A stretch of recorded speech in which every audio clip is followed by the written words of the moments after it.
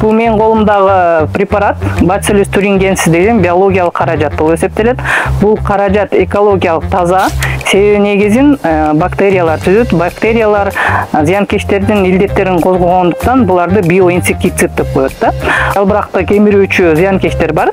Булар үкүчөлөр, соскалар, мольдор, күбөлөр жана ошондой эле белянка, ак канат, ак көпөлөктөр ошолорго каршы колдонулат да.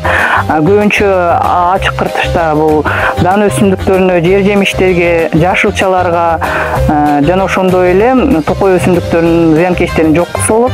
Ал эми жабык кыртышта күнөсканада эгерде бүркүчөлөр, күбөлөр бар болуп жатса, ушул Bacillus thuringiensisти пайдалануу менен ошол зыянкечтерди жок кылат.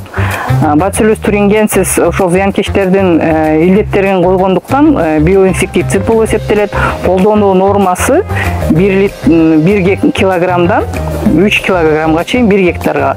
Аны 200 литр сууга аралаштырып, жалбырактарын жууш керек. Жууганда сөзсүз түрдө эрт менен аябай обильный жууш керек. Ошол убакта ошол жалбыракты жегенден кийин ошол зыянкечтердин гусеницалары жок болот.